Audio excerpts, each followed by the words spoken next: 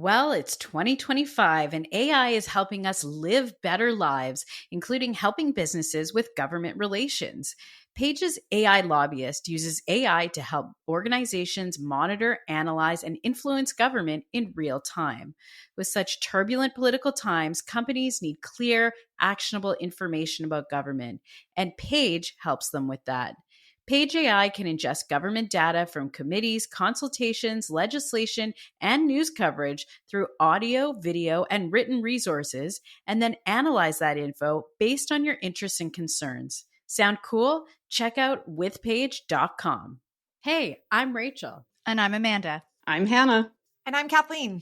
And this is the federal election edition of Beyond a Ballot, powered by DoorDash.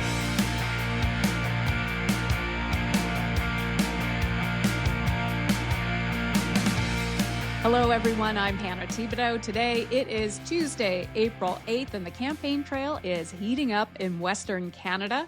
All three major party leaders are on the ground in BC and Alberta today. I want to start with you, Rachel Siegel, because it was Pierre who was off the ground first. Conservative leader Pierre Poilievre was in Edmonton, vowing to crack down on offshore tax havens and expose tax cheats. But really, his sights were set on Mark Carney, trying to paint him as an out-of-touch global elite. Over to you. But isn't he, Hannah? No.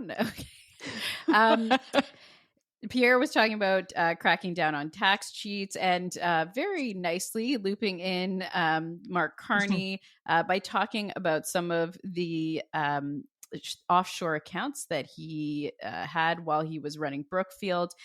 Pierre's announcement was really talking to the Canadians that are currently sitting down and trying to find every last receipt that they have ever had over the last year and filing their taxes, and saying that Canadians who are filing their taxes while billionaires and big business don't pay their fair share is just wrong. And so that was his message today. He, like you said, was in Edmonton last night. We all know that it was a phenomenal rally. Prime Minister Stephen Harper was there, estimated around 15,000 Canadians. So a huge, huge crowd. And tonight he's going to be off to Ontario, Battleground, Ontario, and in Sault Ste. Marie tonight, doing another rally. And then he will be spending the next few days trying to pick up some more support in Ontario as we see those numbers kind of fluctuate. Amanda Alvaro, Liberal leader Mark Carney in Delta, British Columbia, pledging to double the pace of housing construction every year. Dig into that one for us. So talking about, I think, the thing that most Canadians want to talk about outside of the tariffs, and that's around housing and the affordability of housing. I think the biggest announcement that the Liberal campaign has made has been around housing. So he was talking about the plan to use Canadian resources for our workers in the forest industry to build more homes that Canadians can afford. He's talked about doubling the pace of construction to almost 500,000 new homes a year. He also talked about investing $1 billion to power more homes with efficient and affordable heating and cooling. So home retrofits that will bring down those utility bills, but will also lower household risks in floods and wildfires. So he made that announcement out in BC, where that's always a concern. And then later today, he is heading out to Calgary. So swapping places with Poilievre, heading out to Calgary, where he is hoping to pick up a couple more seats. And that would be an interesting province to watch for sure for the Liberals. And NDP leader Jagmeet Singh, also in BC, Kathleen Monk, and also zeroing in on housing in Vancouver. Tell us what he had to say. For sure. Battleground BC was one of the toughest housing markets in the country. And Jagmeet Singh is talking again about housing, trying to get, basically a lot of those developers and speculators, people who have encouraged, buyers just to buy up housing, but not actually live in them, out of the market. Stop giving these big corporations these big tax breaks. Instead, build affordable housing for normal folks and help for renters. So that's what he's focused on the ground today in BC. He's also going to be walking the strike line later on with some workers who work at Life Labs, helping them, and then meeting with a Grand Chief later on this evening. Our favorite part of the show, besides all the announcements, our campaign call out. Amanda, let's go to you first. Okay, so Polyev has enjoyed his many moments of suggesting that Mark Carney has had very little to announce or nothing to announce, and I think he's made that comment a few times. I've heard a few conservative commentators making the same comment. So my shout out today, or my call out today, is to the Carney campaign, they have had to, we know because we've been on campaigns how deliberate the campaigns are, how precise they are, how much discipline is required, how much work goes into planning, and they've had to pivot many times because Mark Carney is not just auditioning to be prime minister, he is the actual prime minister. But I want to clear up some misinformation about what has been announced. So just last week, I'm going to do a little roundup. On Monday, they announced Canada's most ambitious housing plan since the Second World War. On Tuesday was the cancellation of the consumer carbon tax. Remember how Polyev said that wouldn't happen? It did. On Wednesday, they released their plan to protect Canadian agri-food workers. On Thursday, he was the prime minister. He had to announce Canada's response to fight unjustified U.S. tariffs. On Friday, they announced the plan to protect national identity and strengthen the CBC. On Saturday, they announced the plan to cover costs of apprenticeship training. And then just yesterday, they announced their plan to protect the nature and diversity and biodiversity and water, 10 new national parks, 15 new urban parks, and a plan to protect retirees. So my call out is for a campaign that's been having to do double duty and doing it well. If I knew we were doing a list of accomplishments, I would have brought mine too. For Pierre. Come prepared, and then we can juxtapose.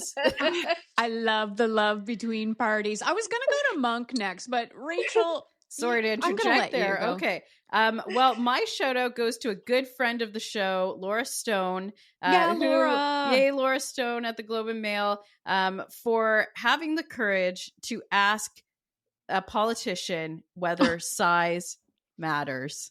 And have him laugh and laugh and laugh. I would have been mortified to stand there as a reporter and ask that of somebody.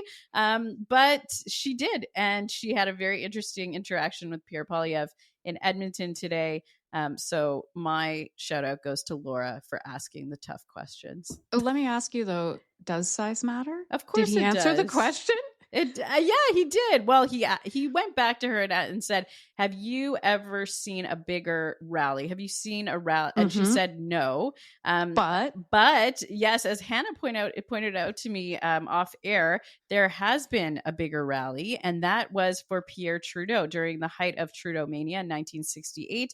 Nathan Phillips Square, which is in Toronto, had somewhere between 30 and 50,000. Number is inconclusive. I Googled it. It was Toronto Archives that I got that piece 50. Of information. They said 50.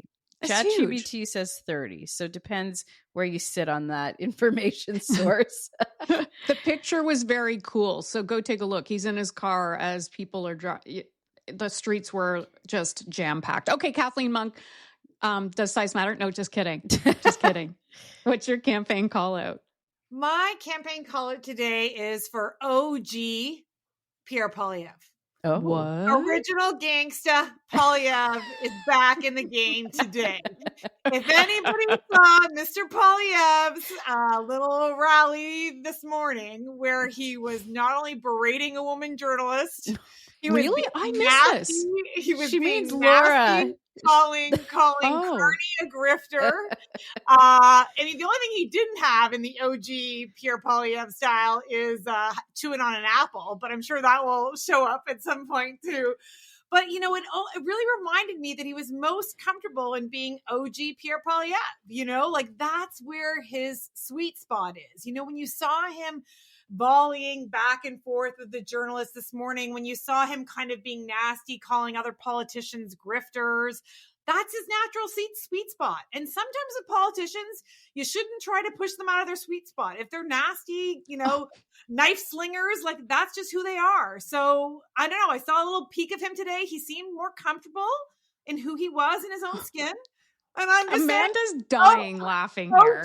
OG Pierre Poilievre, man, back in the game. Can I give my shout out to Mark Carney for making fun of a woman politician who's really driving a lot of this negotiation with Donald Trump when he made fun of Danielle Smith and Doug Ford yesterday too, and showed his OG Mark Carney colors by being rude about them. Okay, I don't think that one landed as well. Oh God. Okay, I tried. I can't land anything as well as Kathleen. So I agree with you, Rachel, that it was a dumb move for Carney to go after Smith that way. I agree. The thing in politics, like, just be nice. You know, it's about like, I'm a pundit. I don't need to be nice, but as a politician, they got to be nice. And frankly, calling someone an OG is not necessarily mean. It's just a straight up reality check. I love it when we get like this. I just have to say, we will be back tomorrow. The campaign never sleeps. And guess what? Neither do we. Yeah, exactly. Kathleen, that's my punchline. We're following every twist and turn and talking point so you don't have to. Catch you then. Coffee optional, but often necessary. See you tomorrow. Thank you for listening. New episodes come out daily, and you can find Beyond a Ballot on Instagram and wherever you find your podcasts. A huge thank you to our title sponsor, DoorDash, and sponsors Equal Voice, Page, and Canada Powered by Women for making this election special possible. Speak to you tomorrow.